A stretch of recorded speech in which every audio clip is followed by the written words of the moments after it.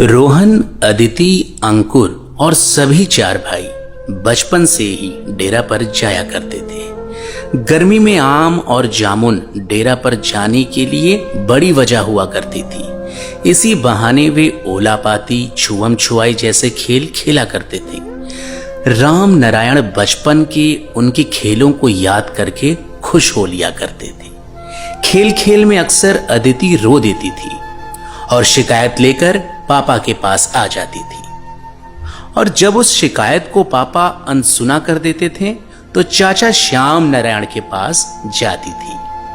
चाचा के पास जाने की एक बड़ी वजह यह भी थी कि चाचा बखूबी उसकी बात सुनते भी थे और गलती करने वाले को डांटते भी थे। राम नारायण बैठे बैठे चिंताग्रस्त बच्चों के बचपन में लौट चले थे।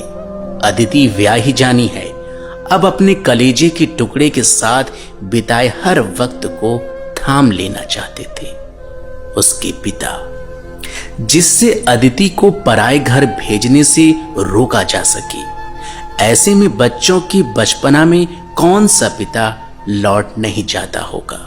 राम नारायण इन्हीं ख्यालों में डूबे थे कि तब तक उन्हें दूर से किसी के आने की धुंधली आहट मिली। नजर दौड़ाए तो कुछ पहचानी सी चाल लगी। माथे पर हाथ लगाए एकटक निहारे तो अदिति जान पड़ी। उनको कोई आश्चर्य नहीं हुआ, क्योंकि अदिति का जिस कॉलेज में परस्नातक में दाखिला हुआ था वहां डेरा से लगे सड़क से ही होकर जाना था। अदिति जैसे जैसे नजदीक आ रही थी उसके भाव बदले बदले से नजर आ रहे थे। चेहरे पर सिकन और लबों पे इतने बोल थे जिसे खुन्नस में घंटों बोला जाए, मानो जमाने की शिकायत जमाने भर से ना करके सिर्फ अपने पापा से इसलिए करना चाहती है क्योंकि उसे सिर्फ अपने पिता में ही कहने, सुनने और खुद के शिकवे दूर करने की काबिलियत पाती हो। पर वजह तो चाहिए ही ना कि वो अपनी व्यथा सुनाए। राम नारायण, क्या हुआ बेटा, क्यों परेशान लग रही हो और आज यहीं क्यों उतर गए? कॉलेज से थकी हारी घर जाना चाहिए था। चलो चलो घर चलते हैं। अदिति झट से बोल पड़ती है, क्या पापा, मैं यहां आई कि शांति होगी, आपके साथ कुछ पल बिताऊंगी, तो आप घर चलने के लिए बोल रहे हैं। कुछ सालों से देख रही हूं मुझे लेकर आप लोग संवेदनशील होते जा रहे हैं। रोहन भैया, अंकुर और मुझ में फर्क कर रहे हैं आप लोग। राम नारायण, नहीं अदिति, ऐसी बात नहीं है। तो फिर क्या पापा? मन दुखी था, सोची कि पापा से शिकायत करूंगी तो आप हैं कि घर चलने के लिए बोल रहे हैं। राम नारायण मुस्कुराते हुए अदिति के माथे को चूमते हुए, तू चिढ़कर मत बोला कर, तो गुस्सा होने के लिए नहीं बनी है। हाँ पापा, आप ना यही कहकर मेरी गंभीरता, मेरे खुन्नस को हल्के में ले लेते हैं। हाँ बेटा, गुस्से को हल्के में ही लेना चाहिए, क्योंकि अक्सर क्षणिक गुस्सा ताउम्र के लिए मुसीबत में डाल देता है। अदिति, इसका मतलब कोई भी कुछ कहे और कहता रहे, पर हमें गुस्सा भी होने का हक नहीं। अब राम नारायण कन्फर्म हो चुके थे कि जरूर कुछ बात हुई है, नहीं तो अदिति इतना गुस्से में नहीं होती।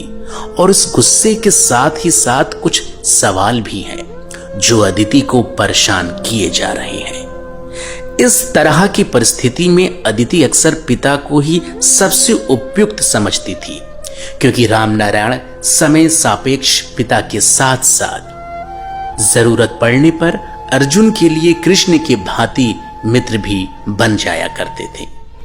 मन उदास है पापा, और गुस्सा भी है। उदास इसलिए है कि ना चाहते हुए भी एक दिन उस देवी देवता को छोड़कर जाना पड़ेगा जिसने मुझे जन्म दिया, जिसने मुझे नाम दिया, जहां मैं एक पहचान पा सकी।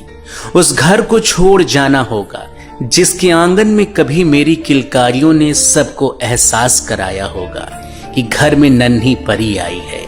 नन्हे कदमों के पायल की छम छम की आवाज, जो कल तक हथेलियों में शोभते और सहेजे जाते थे, आज वही कदम इतने बड़े घर पर बोझ बन गए हैं। घूम घूम कर सबके थाली में एक एक और खाकर पेट भरने वाली गुड़िया अब इतना ज्यादा खाने लगी है कि आप लोगों से संभाले नहीं संभल पा रही है। डेरा पर इतने गाय, बैल और भैंस बोड़ा के बोड़ा राशन खा लेते हैं, पर मेरे लिए 4 रोटी का जुगाड़ पूरे घर के लिए मुसीबत बन गई है। इतना अजीब लग रहा है ये सोचकर कि लड़कियां परिवार पर बोझ होती हैं, और वही जब किसी के घर की बहू बनती है तो उस घर की इज्जत से लेकर श्रृंगार तक कहलाने लगती है। अदिति की नॉन स्टॉप बात काटते हुए राम नारायण, पर हुआ क्या? ये एकाएक ब्याह की बात क्यों करने लगी तू? अदिति, आप क्या जानते हैं पापा? क्या बिन बताए मैं आपके माथे के शिकन को नहीं पढ़ पाऊंगी? और आप तो जानते ही हैं, घर में बेटी जब बड़ी हो जाती है तो माँ बाप से ज्यादा पड़ोसियों को बेटी ब्याहे जाने की चिंता हो जाती है। कल रामू काका भी कुछ इसी तरह की गोल गोल बातें करना चाह रहे थे, और आज कॉलेज से लौटते वक्त समोसे खाते हुए अंकुर ने मुझे जल्द ससुराल जाने को लेकर मजाक उड़ाया। फिर अपने सुर में सवाल दागते हुए अदिति, लड़कियां क्यों नहीं घर की इज्जत होती हैं? क्या वो जब तक ब्याही नहीं जाती तब तक सिर्फ बोझ ही होती हैं? अदिति की परेशानी के पीछे खुन्नस भी प्राचीन परंपरा को लेकर था कि आखिर ये कैसी सामाजिक व्यवस्था है जिसमें हर बार महिलाओं को ही त्याग करना पड़ता है। क्यों महिलाएं ही ससुराल जाती हैं, पुरुष क्यों नहीं ससुराल जाता? महिलाओं की सामूहिक समस्या का प्रतिनिधित्व अदिति शायद इसलिए भी कर रही थी क्योंकि उसे आहट मिलने लगे थे कि उसके लिए भी वर खोजा जा रहा है। इसीलिए अदिति सवालों की मूसलाधार बारिश में पिता के परेशानियों से छूटे पसीनों के साथ साथ खुद के ब्याहे जाने तक की शाश्वत सच्चाई को बहा देना चाह रही थी। मानो वह पिता से चीख चीख कर स्पष्ट कर देना चाह रही थी कि वह ब्याह नहीं करना चाहती, उसे अपने पापा, परिवार, घर और गांव में ही रहना है। राम नारायण को अदिति के भोलेपन पर हंसी भी आ रही थी और तरस भी, पर अदिति सवाल तो सही ही कर रही थी। इस सवाल को लेकर तो वो अक्सर तनावग्रस्त रहते थे। अदिति का यह सवाल जिसे सिरे से खारिज भी नहीं किया जा सकता था और सत्य भी नहीं ठहराया जा सकता था कि लड़कियां ही घर क्यों छोड़ती हैं, किसी भी पिता के लिए एक ऐसी कड़वी सच्चाई थी जिसे बखूबी जानते हुए भी कि ये जहर है पर निगलना था।